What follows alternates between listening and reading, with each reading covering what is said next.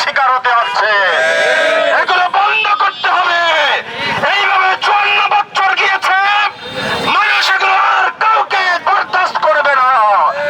আগামীতে যারাই দেশের স্বার্থ রক্ষার জন্য কাজ করতে চান, তাদেরকে এই সমস্ত অন্যায় আচরণ থেকে বিরত থাকতে হবে। পরিশেষে আমরা বলতে চাই, সমস্ত অন্যায় থেকে যদি আমরা দেশকে রক্ষা করতে চাই, সকল জুলুম নির্যাতন থেকে যদি আমরা মানুষকে বাঁচাতে চাই, মৌলিক মানবাধিকার যদি আমরা প্রতিষ্ঠিত করতে চাই, তাহলে আমাদেরকে ইসলামী শাসন ব্যবস্থার বিকল্প কিছু চিন্তা করা যায় না।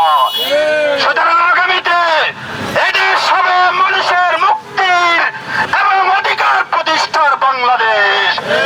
আর কোন শোষণের হাতিয়ার আমার জনগণ হতে চায় না।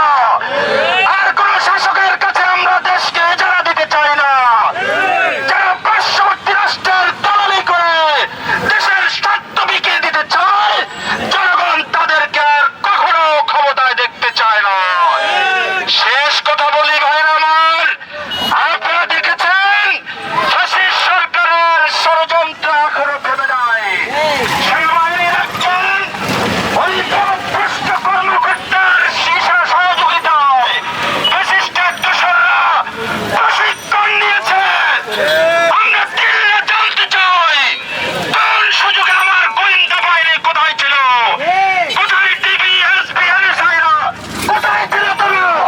কিভাবে তারা 4 শতাধিক লোক সেই ষড়যন্ত্রের মধ্য দিয়ে তারা প্রশিক্ষণ নিয়েছে কিভাবে সরকারকে উৎখাত করা যায়?